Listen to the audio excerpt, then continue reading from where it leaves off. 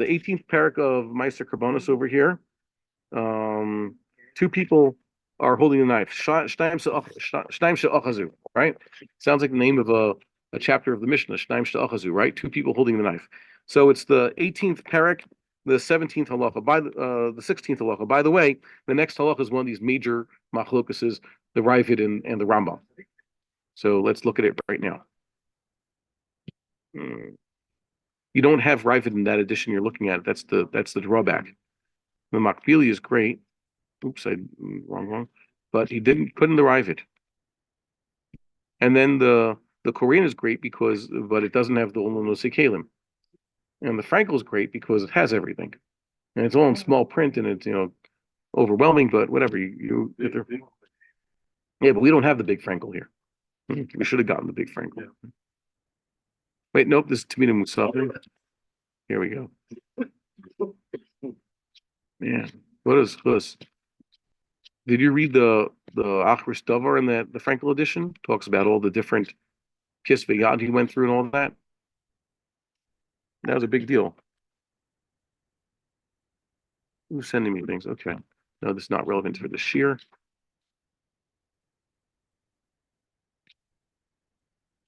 Okay, so the 16th we're talking about slaughtering korbanos outside the temple is considered a sin, right? So you remember Hilchot Shabbos, two people carry the load. If it's something that requires two people, so they're both Mechal Shabbos for carrying outside, beyond in Rosh Hashanah. But if it's something that just a pen, right, and we're sharing the pen together, so we're dividing the Isser among two people, so we're not going to be punished for such a thing. So there's something similar with that, with handling the knife. Basic act of sacrifice is the shechita. The same shechita you do for chulin is the shechita you have to do for kachim. If you know how to do shechita for chulin, you could do it for kachim. Another incentive for many of us to learn, especially kohanim. Many people aren't going to learn shechita, so they go to the temple. So they're going to hope that there are kohanim there who are skilled at this, who could do it for them. All right, and every kohen gadol has to know how to do shechita also. There are many kohanim who maybe get through life without ever learning how to shecht, right? They'll just get someone else. They'll do other jobs. But the kohen gadol has to do shechita many times in his life, so he'll have to know. Yeah, Talmud Chacham knows how to do shechita. You should at least practice shechita once in your life. Have you done it before? Try it on a chicken. There's a lot less blood than an animal. Okay, you could learn it. Whatever. It's God's commandment, and maybe Rav Kook is right. Maybe we'll just stop doing shechita eventually in the future. Yeah, because that's what he imagined. Because maybe God doesn't want people ideally to eat meat anymore. Maybe God doesn't want animal sacrifice. Okay, chas v'shalom. Well, Rav Kook didn't feel that way. So it says here, shnaim she'achazu basakin. So two people are handling the knife. V'shachatu bachutz. And together they slaughter. Remember, this is in Hilchot Shechita. Actually, you could take like a really long saw, go back and forth. As long as they're not pressing, they're just doing a back and forth motion. So they will be exempt from any punishment for slaughtering without the temple. That means beyond the temple courtyard. Shneimar asher yishchat o asher yishchat. It means someone who would slaughter or someone who would slaughter. It's twice in the pasuk. It says someone who would slaughter an ox or someone who would slaughter a goat, whatever it may be. Echad v'lo shnaim. It means a person who slaughters, and again, it's a person who slaughters. It doesn't say asher yishchatu or yishchatu if it's the end of a sentence. It doesn't mean those who slaughter. It says he who slaughters. And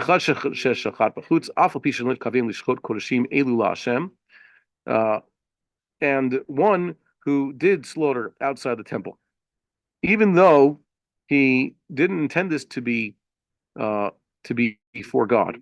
Okay, it was kachim, but didn't make it for God specifically. He's still liable. Why? Okay, this will be considered blood. He's liable for spilling this blood. He has spilled blood, and as we saw, it doesn't mean he's spilling blood as in bloodshed of humans, murder, manslaughter. It means he's spilling ritual blood improperly. Af al pi shezeh hadam b'machshavato kedama nishpach lo kekorban. Even though he thinks it's just regular blood that's slaughtered. It says al arts tishbechenu kamayim. When a person slaughters chulin, that means meat. He's slaughtering entirely for his own benefit, his own pleasure, not for any sacrificial purpose. So that blood is just wasted. And if it's blood of a wild animal or blood of a fowl, so that blood has to be covered. That blood is not, for example, caught in a sacrificial cup. Blood of a sacrifice is to be caught in the cup and applied to the altar. So this is obviously not a korban because he doesn't have a kohen or someone there with a cup trying to catch the blood for ritual purpose. Harehu chayav. He is therefore liable. He basically was slaughtering it in the style. He took these kachim and he's slaughtering it in the style of chulin. He is still going to be punished for doing such a thing because this was kachim and he slaughtered it outside the temple. So now he's liable. Okay, it's an Isser Kares, right? Yes, we saw that earlier before. Okay, fine.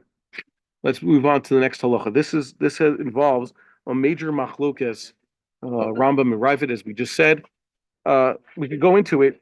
It's a hard to read Ravad because he's making assumptions like the Rambam. You see the Nosei Kalim there. A lot of them say that the way Rashi reads this Gemara, and after him, the Kesef Mishneh and the Radbaz also, they like the Rambam's reading of this Gemara and the conclusion. But the Ravid has a totally different understanding of it. Like the Radbaz says, the Ravid disagrees on two major points with Rashi about the whole nature of this prohibition and what it means to have something disqualified. So let's see it inside. It's talking about doing something at night. Hashochet bachutz balayla chayav. A person conducts ritual slaughter of kachim outside the temple, but also at night. Why doesn't night make a difference? Until this point, we've only been discussing slaughter by day. Just to know, technically speaking, the usual temple services are only conducted when? By day. The only thing you do at night is guard the temple or burn whatever pieces of korbanos remained from earlier in the day. Right? But there's no new acts of slaughter after Shkia. Sun goes down. And also, even blood that was, let's say, caught in a ritual cup, second Shkia happens, it's all disqualified. The only thing you could put on the altar is sacrifices don't even properly processed before this point, but there's a lot to burn. So they've been waiting for their turn to go on the Mizbeach. And sometimes it's all night long. Their Kohanim were working the night shift, burning the korbanos. But there's no slaughter at night in the temple. A person is held liable for this act of slaughtering the kachim outside the temple at night because regular slaughter for chulin is kosher beyond the temple. At the slaughterhouse, for example, I guess I don't know what they do at the kosher slaughterhouses. I haven't been there in this country, but if they have, they have nice lights and all that, they can conduct ritual slaughter of animals even after Shkia. Do they do such a thing? I don't know. Maybe they don't have to. But it's something that is technically halachically possible. And that's what people could do also if they want to eat a chicken at night. They're suddenly having a party, so they slaughter the chicken at night. If a person then does the second stage, their first is shechting the korban, then there's actually burning the parts of the animal on this mizbeach that he's built.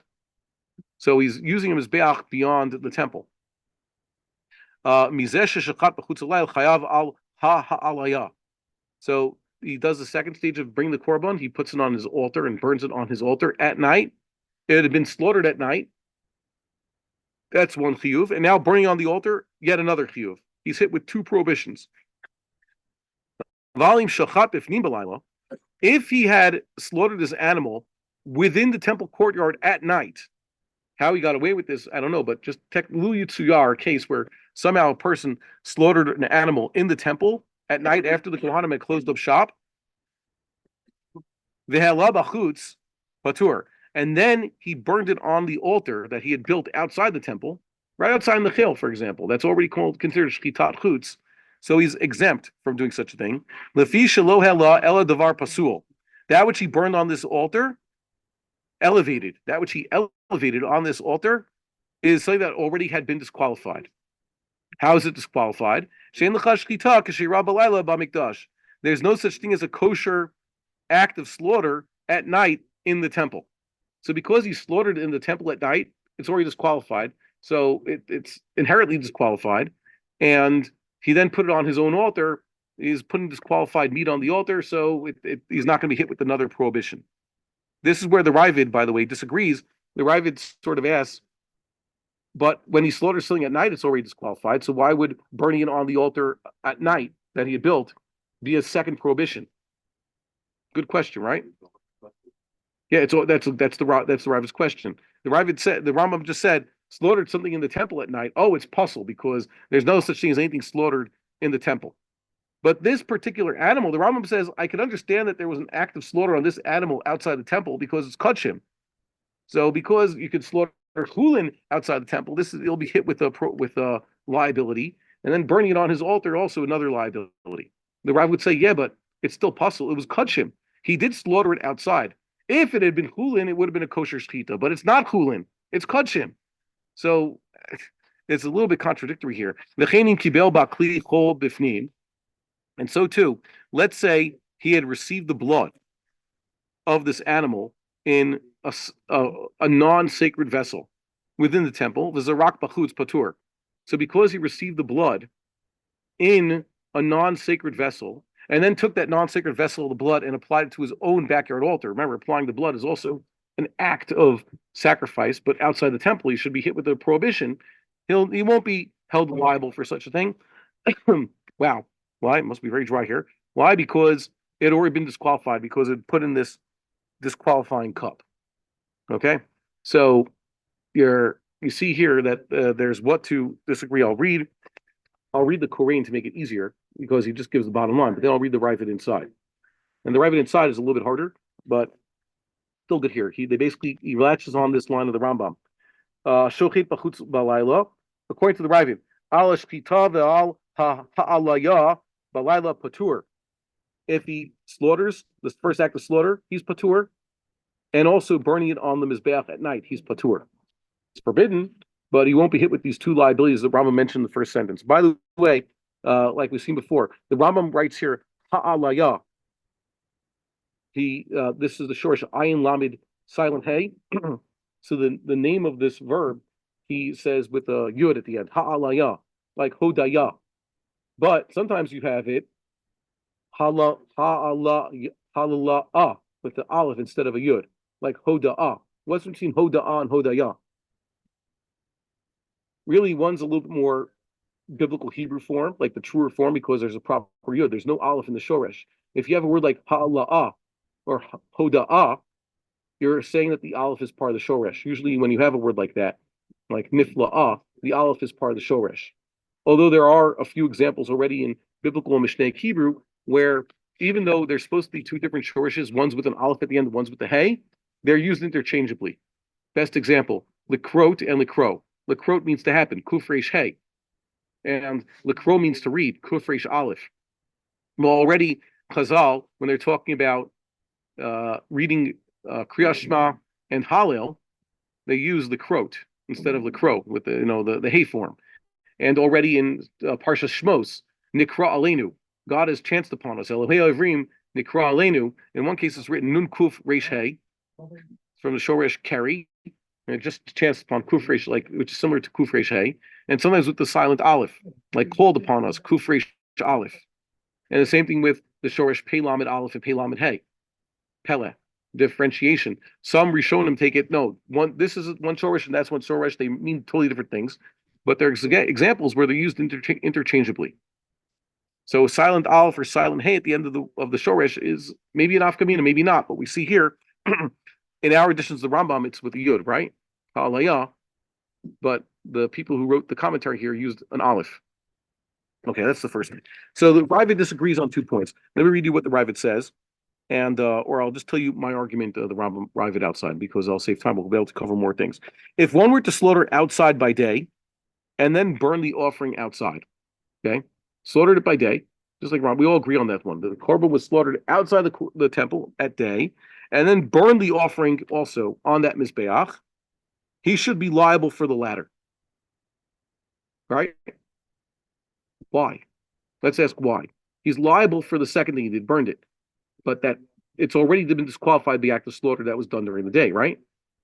So why is it that he's hit with the second prohibition? It's because there's a distinction between the disqualification of shchitat chutz and the disqualification of shchitat laila. He's allowing that If the disqualification is only shchitat chutz, then a person can be hit with another prohibition of ha'alat chutz. But if it's already been disqualified by night, the korban's disqualified through its slaughter at night, then he cannot be hit with a further prohibition of bachutz, something connected to bachutz. Let's say burning at bachutz. I'll continue here. But isn't the latter act done with an offering that was already disqualified, okay, through the fact that it was slaughtered already outside? So the Rav continues, if the slaughter was doubly disqualified, for example, was by night, okay, and outside the temple, so it's already been outside, so it doesn't make it much worse the fact that he's doing the act of slaughter on the outside. Now let's read it inside. Inside, no pun intended. It's a very interesting idea that the Rav has just said here. Amar Avraham, b'chai Roshi. See, Chai Roshi. Once again, I can't understand what the Rambam's writing here. Ein tzurat halacha kefirusho v'lo ketamo. The form of this halacha is not the way he has explained it, and it's not the reason either. His reasoning is off. Shochet balayla b'chutz ve'ela b'chutz bayom chayav. Let's grant this case. Shochet balayla b'chutz ve'ela b'chutz bayom chayav. If he burned it b'chutz in the day, right? This is the way the Rambam applies. He should be chayav also, because at night the Rambam said he was chayav for burning it, right? So he should be my nafkamina night or day once it comes to burning the korban.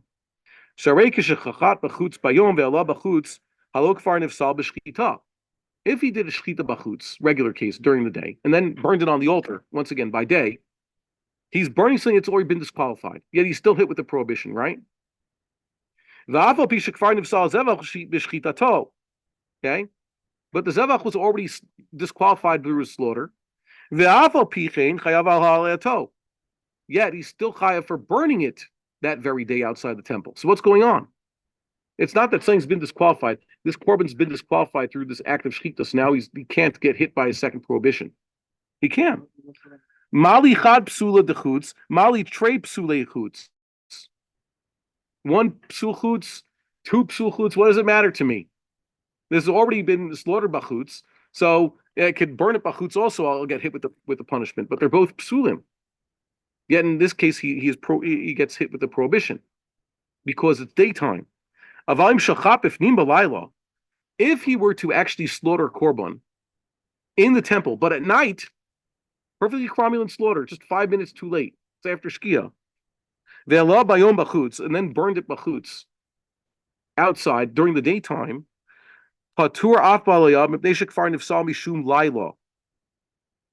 This korban has already been disqualified because it was slaughtered at night. Shehu psul acher shelo mipsulei chutz. It's a psul acher.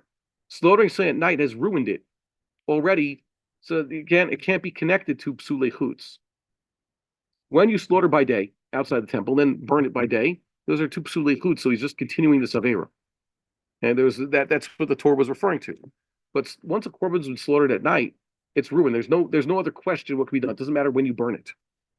Aval shachat b'chutz b'layla ve'ala b'chutz b'layla l'divrei kol patur. Shachat b'chutz b'layla, hela b'chutz b'layla. He's patur from any punishment because this whole special prohibition of the Torah of shchutei chutz cannot be applied because just the very act of slaughtering this thing at night already ruined it. It's disqualified because it's nighttime. So there's no issur of shchutei chutz, and there's no issur of halayat chutz. Wow. By the way, so there are many who agree with the Ravid by this case. You can look into Rishonim. I'm just trying to say that we have our Girsa of Rashi and the way the Kesef Mishneh and the Radbaz, which we're not going to read now because that's not what we're trying to do. They defend Rambam, or at least Rashi couldn't defend Rambam because Rambam was born after Rashi died. He was a younger contemporary of Rabbeinu Tam. The point is that you can get this understanding of the way the Rambam has it by just reading our Gemara with Rashi. Okay. And so it's a good question. So what's the halacha? Like every time we have one of these things, a Sanhedrin will decide. Let's look at the next halacha. A person who does an act of malika to an oath, to a bird, outside the temple is also exempt from punishment. And also if he burns it on the Mizbeach, also he's patur. What is malika? We said using the nail of the thumb, sometimes some people say the finger, to break the back of the bird's neck. It is a unique form. There's no shechita of birds in the temple, and there's no malika of birds outside the temple. If you want to eat any type of bird, so you have to do a proper act of shechita to it. But the temple, the two types of bird offerings were always whatever it says. They had their heads popped off with this thumb method. That's what the Kohanim had to do.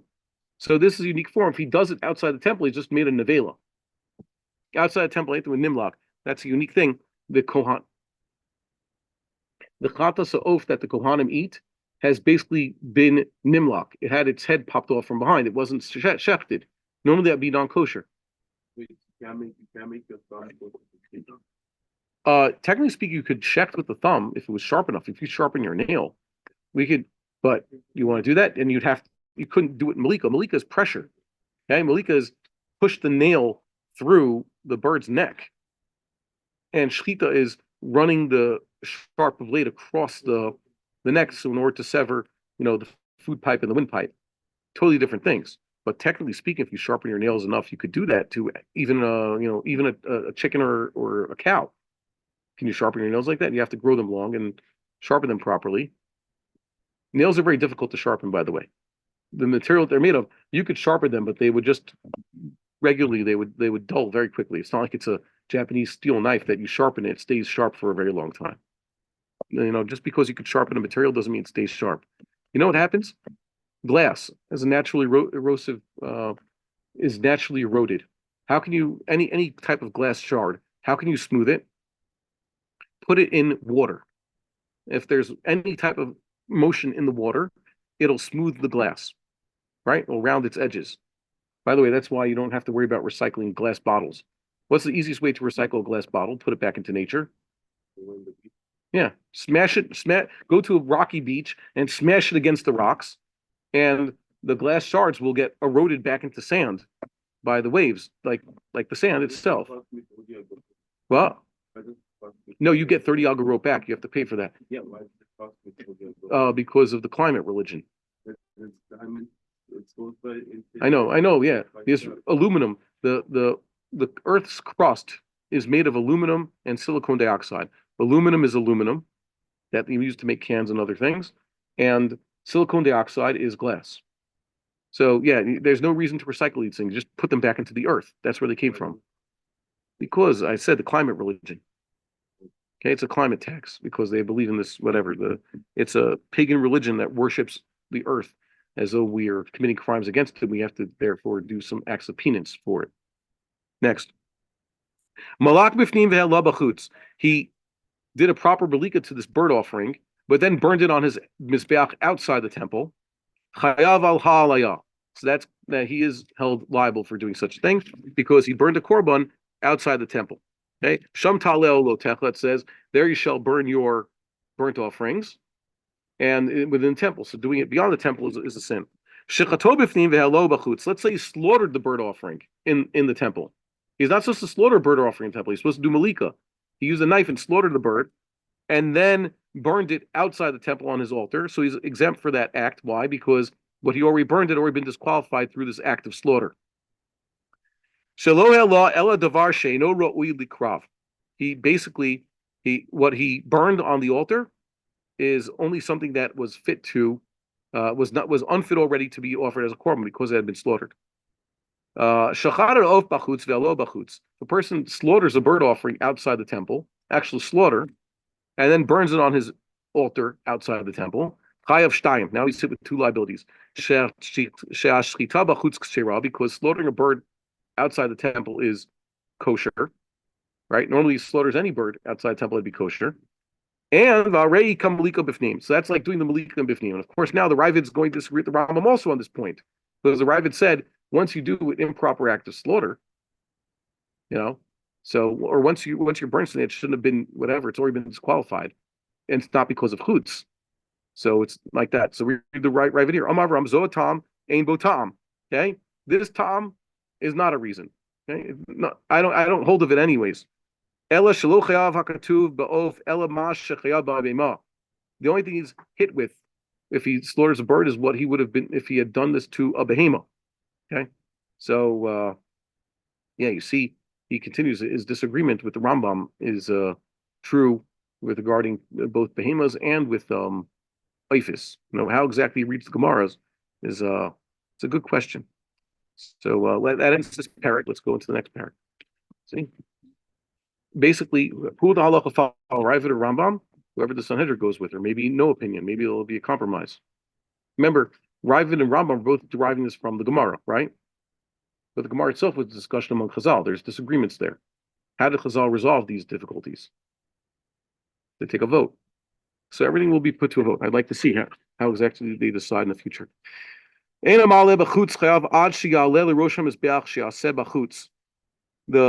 ma'aleh, bachutz, a person who burns a korban outside the temple, is only considered liable once he does it at the top of the altar that he builds. And by the way, what does the word ya'aleh mean here? This is another diktuk lesson. We said the ma'aleh. So that's a what form? It's not a pa'al, it's not a piyel, it's a hifil, right? L'ha'alot, not la'alot, l'ha'alot. The problem is for this verb and other verbs where the pei, that means the first letter of the shorish is an ayin or a chet or a hey, not an aleph. Ayin, chet, or hey, what's called an okronit, and the last letter of the shorish is a silent hey. The future tenses of the hifils look just like the future tenses of the pa'als. Ya'aleh could mean he will go up, or he will bring something up. He will go up, or he will elevate. Right? That's what the word Ya'aleh means over here. You don't know. You only know from context that it's a hifil. And by the way, Ya'aseh also could technically be. Normally, you and I think of Ya'aseh as he will do, or he will make. But if there was a hifil of la'asot, like laha'asot, have you ever heard the word? Laha'asot is a nifal. And li'asot, with the dagesh in the sin, is the piyel of la'asot. You ever heard of it? Li'asot, like lichabot. What does it mean li'asot? It means cause other people to do. It's like a mi'aseh of giving tzedakah. A person who raises tzedakah gets credit for doing that mitzvah. So I don't know of a hifil of la'asot. It would be laha'asot. Yeah, they drink that or not. They drink laha'asot. You've seen that? No, I said li'asot with the piyel, or laha'asot which is nifal. I'm talking about laha'asot, which is which is a hifil. But either way, the hifil of la'alot, laha'alot, in the future tense looks exactly like the pa'al in the future tense. Ani a'aleh means I will go up or I will bring something up. Hu ya'aleh, like we just see right here, could mean he will himself will go up or he will bring something up. Elevate. So in this case, it's a hifil. Even though, like I said, for this particular type of verb, if they have a shorish like this, which starts with hey, chet, or ayin, and ends with the silent hey, you have this confusion. Very interesting. Okay. So he's only chayav once he brings it to the top of his mizbeach, when he burns it there. If he burned it next to the mizbeach, he didn't get hit with the second prohibition. Aval imela al sela o al ha'even patur. Let's say instead of using an altar built out of stones, he used a sela, a gigantic stone. What others call matzeva. The Rambam says it's not a matzeva. Rashi says the matzeva prohibited by the Torah is what? A matzeva is one stone, right? The whole idea. We're used to Rashi's definitions of what an even maskit is. Even maskit is cut stone floor for pounding down on, and bama and matzevas. There's machlokas between Rashi and Rambam exactly how to define these. Most people are familiar with the Rashi's one. Well, maybe we'll have a sure about that. Either way, he says one solid stone or rock, what others call matzeva. Basically, it's used as an altar, but it's not no pieces, like a Stonehenge or something like that, and perhaps what the Avos used to do, right? So the Rambam doesn't hold that way. When he says matzeva, he says matzeva is like a platform for bowing down. Everybody else says a matzeva is what the Rambam just described here, one single stone, mizbeach. She'ein karui korban ella al mizbeach. It's only a korban if it's on an altar. Mizbeach means it's composed of pieces. By the way, how did they make a mizbeach in the olden days? Most common mizbeach was a pile of stones, right? And then it's basically cemented together, so it has horns and everything in the form of a mizbeach. But the first mizbeach that Moshe Rabbeinu built for the Mishkan, under his direction, the B'Tsalem mizbeach, how was that built? Not like the ones at Har Sinai. At Har Sinai, they built mizbechoth out of stones. They piled them up and made a mizbeach. But the one for the Mishkan was not like that. How was it made? Well, it was made out of wood covered in bronze. And the Chazal say it was filled with sand. But that's not in the pasuk. Okay, it says Mizbacha Demar Mizbacha Vanim, but the one for the altar for the Mishkan is specifically described as made out of wood covered in bronze. So Chazal say to Mekayim, in order to fulfill this act of making it an earthen Mizbeach, it must have been filled with sand and stones. Wherever they went, they filled it up. So it's a good question. By the way, that's a Mizbeach. Mizbeach has components, but to use one solid stone. So if a person did such a thing, so he's not obligated for this act of burning the korban on this day because it's not a halachic mizbeach. Even though it's beyond the temple, he's using it as a place of worship. It's his bama, and he slaughters there. Yeah, that's prohibited, but he's not hit with another prohibition. He doesn't have to bring a second chatas for this act of burning it on top of this stone. Even Noach mizbeach l'Hashem. It says Noach built an altar to God. Right, he built an altar to God. And that's what you're supposed to do. That's considered a mizbeach. It has to be built. If it's a single stone, you can't say it was built. By the way, what does it say with the matzeva? What's the verb? Lahatziv, vayatzev, or in other word, it says or harama, like the harim. That's another word used to do it. Setting it up. You can't just go over to a big rock that's there. Basically, they move the rock. They put it in a way that obviously it's not its natural position. If it was on its side, so they lift it upwards, okay, in a less, thermodynamically possible position. Normally, things that if they have a rock that's taller than it is wide, what would happen to it? It would tip over in natural circumstance. That's the thermodynamic less energy. So, picking up an altar like this, like a matzeva, means to pick it up. Lahatziv, okay. And also, it's only considered hit with this isser if he did it for God. That says, Hashem, Hashem. It has to be for God. If he did it, by the way, with intentions for some sort of other entity, a non-God, and Avodah Zarah, it would be an isser skila, right? But if he does it for God, it's just an isser kares. So, by the way, is it that bad? Well, all the Isurei Misa are kares, but apparently it's not that bad. Okay? So the madrega is like any Isser Misa is worse than Stam Isser Kares. Why? Because to get out of the Kares of an Isser Misa, when a person violated one of the Issurei Misa, he's going to be hit with Kares. Unless Bastin punishes him. How does Bastin punish him? With death.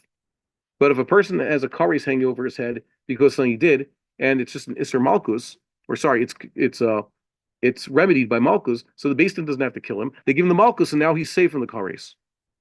So it's a lesser prohibition. Hold on 1 second.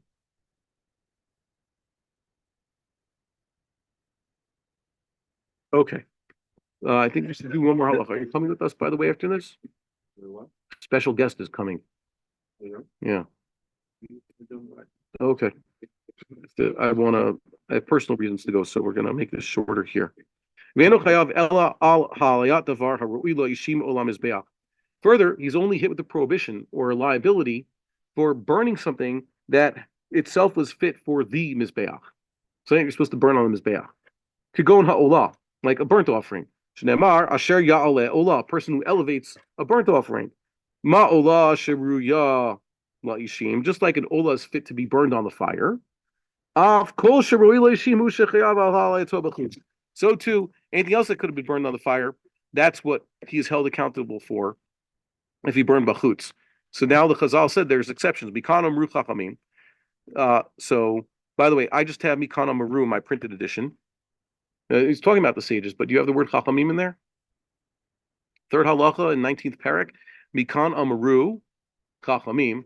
That's why the sages said, Hazoreket hadam. O amaktir evrei olah.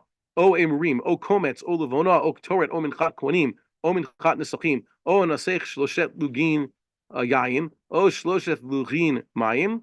Bachutz chayav.